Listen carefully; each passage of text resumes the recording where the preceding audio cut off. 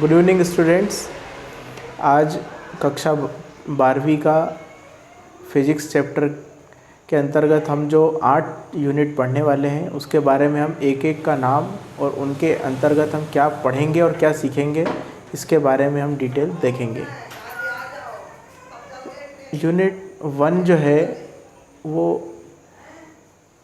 पूर्णतः डिपेंड करती है electric charges and there fields, मतलब कि विद्युत चार्ज और उससे जो विद्युत फील्ड उत्पन्न होती है उसके बारे में हम डिटेल चर्चा करेंगे, जिसमें धन आवेश, ऋण आवेश, यूनिट चार्ज और उनके योग से बने डाइपोल, जिनको इलेक्ट्रिक डाइपोल बोलते हैं, उन दोनों युग्म के कारण जो इलेक्ट्रिक फील्ड बनेगी उसके बारे में चर्चा करेंगे।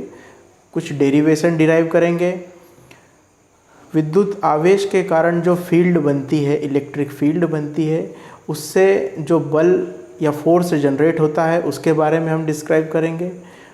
और फोर्स को डिस्क्राइब करने के लिए जो सिद्धांत दिए हैं कूलॉम्स के, उनके बारे में हम डिटेल चर्चा करेंगे। इन सब चीज़ों के पहली क्लास में हम कुछ बेसिक कंसेप्ट सीखेंगे, जिसमें यूनिट्स जो हम इलेक्ट्रोस्टैटिक वाले चैप्टर में बार बार आएगी, उन यूनिट्स के बारे में चर्चा करेंगे। यूनिट का कन्वर्जन सीखेंगे, इलेक्ट्रिक की, मैग्नेटिज्म की, ऑल यूनिट, फ्लक्स की, फ्लक्स डेंसिटी की, इलेक्ट्रिक फ्लक्स डेंसिटी की, कैपेसिटेंस की यूनिट, और भी सारे जो पैरामीटर्स आएंगे समय पे, उनके बारे में हम लोग यूनिट के बारे में डिस्कस करेंगे। जब बोर्ड पर क्लास होगी तो आप पेन और पेपर और नोटबुक के साथ बैठिएगा, जिसमें आप कुछ इम्पॉर्टेंट चीज़ें आप अपनी नोटबुक में नोट कीजिए जो आपको रिवीजन के समय काम में आएगी। बच्चों, यूनिट चार्ज से हमारा चैप्टर स्टार्ट होगा, बेसिक कंसेप्ट्स बनेंगे और धीरे धीरे ग्रेजुअली कर नेक्स्ट स्टेप पे जाकर हम 8th चैप्टर तक कंप्लीट करेंगे।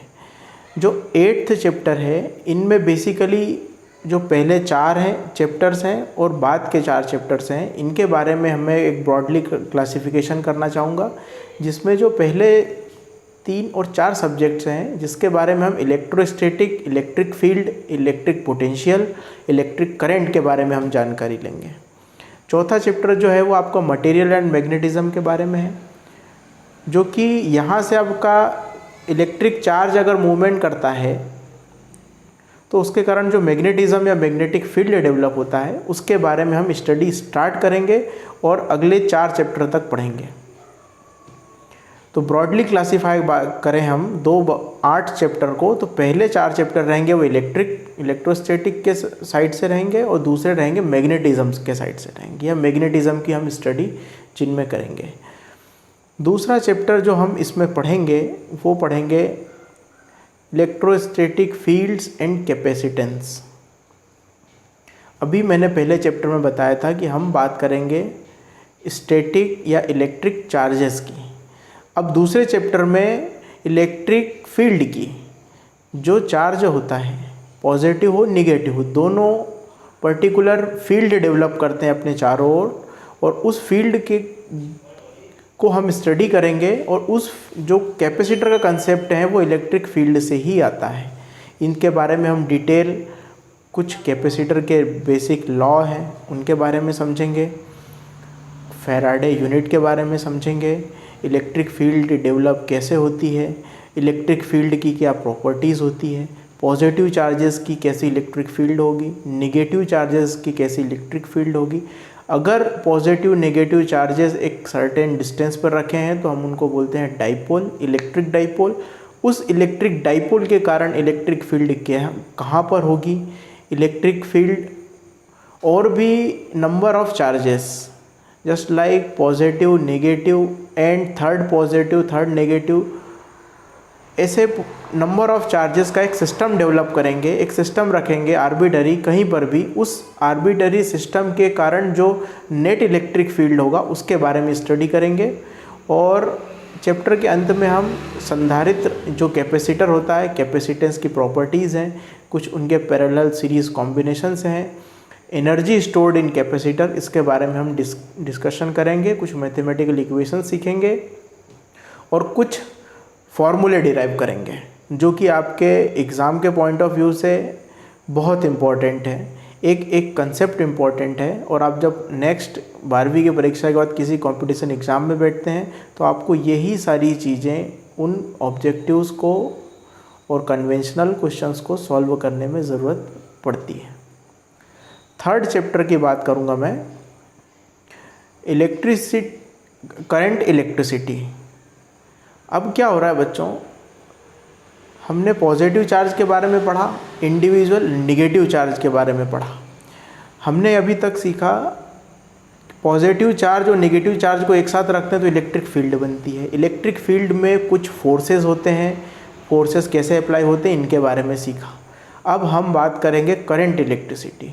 करंट मीन्स धारा और इलेक्ट्रिसिटी मतलब विद्युत। विद्युत धारा के बारे में हम बात करेंगे, जिसमें कि कोई भी चार्ज चाहे पॉजिटिव हो या निगेटिव हो, अगर इसका मूवमेंट होता है, इसकी गति होती है, तो इन गति को या चार्जेस की मूवमेंट को हम लोग क्या बोलते हैं, करंट ऑफ चार्जेस।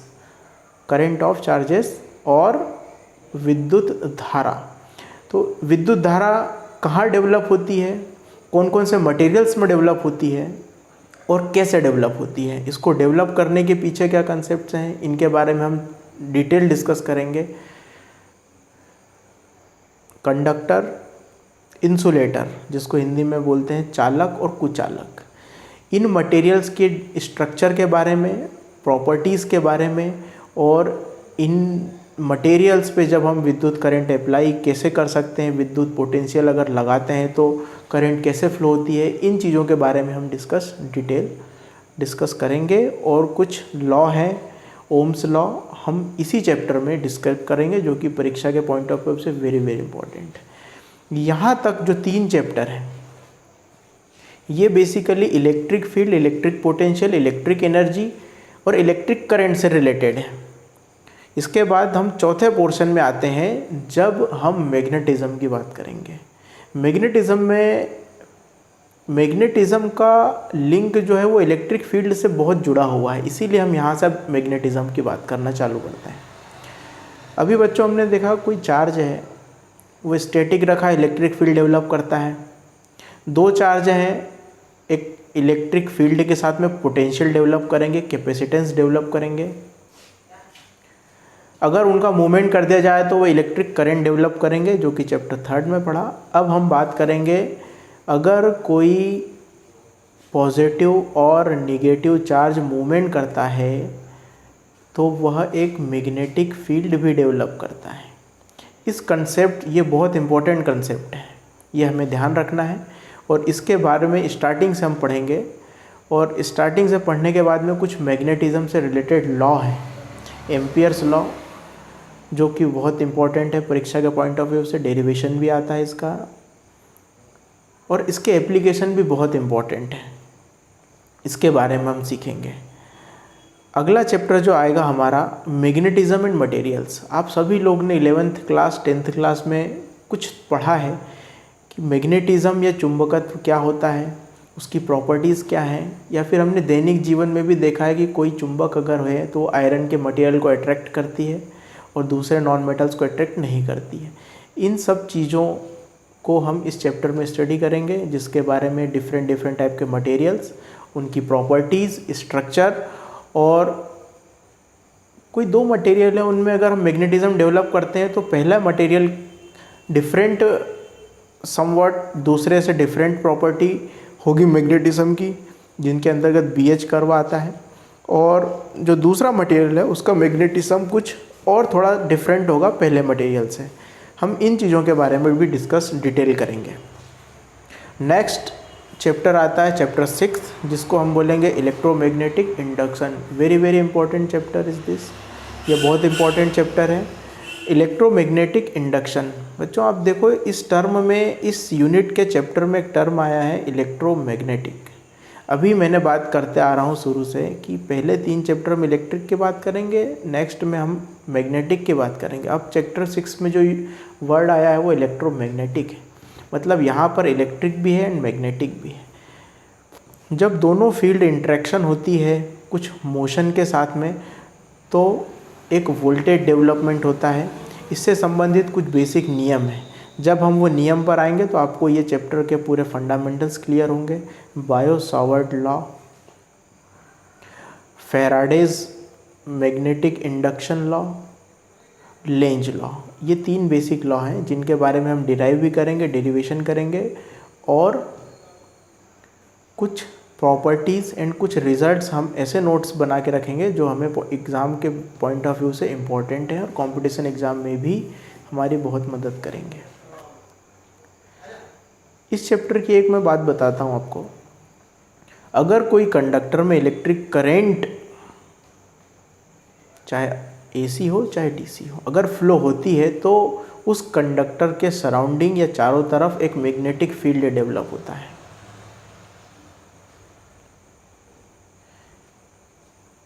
वो मैग्नेटिक फील्ड कितना होगा, उसकी यूनिट क्या होगी, वो डिस्टेंस के साथ में कम होगा, किस फॉर्मूले के थ्रू होगा। इस मैग्नेटिक फील्ड और मैग्नेटिक फ्लक्स का रिलेशन उस करंट के साथ जिसने उसको जनरेट किया है, ये सभी चीज़ें हम डिस्कस डिटेल में देखेंगे। चैप्टर 6 के बाद में हम लोग अल्टरनेटिंग करंट चैप्टर 7 की बात करेंगे। बच्चों, अल्टरनेटिंग करंट जिसको एसी करंट भी बोलते हैं, जो हमारे दैनिक जीवन में जो हमारे घरों तक आती है, उसकी क्या प्रॉपर्टीज़ हैं, ये डीसी करंट से डिफरेंट कैसे है, जो डायरेक्ट करंट होती है, इसे जनरेट करने के लिए क्या मेथड्स हैं, अल्टरनेटिंग करंट के क्या एडवांटेज हैं, क्या डिसएडवांटेज हैं, ये सारी चीज़ें हम लोग चैप्टर 7 में डिस्कस करेंगे। And the last one chapter जो कि आपके इलेक्ट्रिक और मैग्नेटिक दोनों का कॉम्बिनेशन है, वो चैप्टर है इलेक्ट्रोमैग्नेटिक वेव्स। बच्चों, आज के समय में जो हम मोबाइल कम्युनिकेशन करते हैं, टीवी कम्युनिकेशन करते हैं और रेडियो कम्युनिकेशन करते हैं, जिनके माध्यम से हम डिफरेंट रिमोट लोकेशन को हम घर बैठे सुनते हैं, वो सब एक इलेक्ट्रोमैग्नेटिक वेव के द्वारा होता है। यह आपके लिए बहुत इम्पोर्टेंट बात होगी। इन चीज़ों को हम फिज़िक्स के 8th चैप्टर इलेक्ट्रोमैग्नेटिक वेव में करेंगे, जहाँ से कम्युनिकेशन का सिद्धांत चालू होता है। इसकी कुछ हिस्ट्री जानेंगे, किस भारतीय वैज्ञानिक ने इलेक्ट्रोमैग्नेटिक वेव का डेवलपमेंट किया था, रिसर्च की थी, कैसे की थी, क्या एक्सपेरिमेंट किया था। इसके बाद में इलेक्ट्रोमैग्नेटिक फील्ड डेवलप लेबोरेटरी में कैसे हुई थी, इलेक्ट्रोमैग्नेटिक फील्ड डेवलप होने के बाद उसके क्या क्या यूजेस किए थे, कैसे कैसे उनसे रेडियो कम्युनिकेशन, टेलीविज़न कम्युनिकेशन और यहाँ तक कि मोबाइल कम्युनिकेशन किया गया था, जो संचार की क्रांति आई थी। इसके बारे में हम कुछ डिटेल जानकारी उस चैप्टर में लेंगे। दोस्तों, आज मैंने जो पूरा एक इंट्रोडक्शन और ब्रीफ डिस्कशन बताया कि हम क्या पढ़ेंगे, ये आप सिर्फ एक फिज़िक्स का 8 चैप्टर पढ़ेंगे। 8 चैप्टर में आपको इलेक्ट्रो और मैग्नेटिक स्टैटिक्स के बारे में आप पूरी डिटेल यहाँ पर जानकारी लेंगे। फिजिक्स के और भी पार्ट हैं जो दूसरे टीचर्स के द्वारा आपको बताए जाएंगे। नेक्स्ट क्लास में हम कुछ basic fundamentals, units and law के बारे में बात करेंगे, जिनको कुछ लोग जानते हैं, कुछ लोग नहीं जानते हैं, तो हम एक बार रिवाइज़ कर लेंगे, जो 10th 11th से रिलेटेड हैं, जो हमें फ्रिक्वेंटली बार बार ज़रूरत में पड़ेंगे और जो आपको याद रखना अवश्य है। आप नेक्स्ट क्लास में पेन पेपर लेके बैठिएगा। कुछ बोर्ड पे हम जो चीज़ें लिख के बताएंगे, आप उनको ज़रूर अपने नोटबुक में नोट करिए और एग्ज़ाम के टाइम में आपको ये बहुत फ़ायदा देगा। धन्यवाद। Thank you.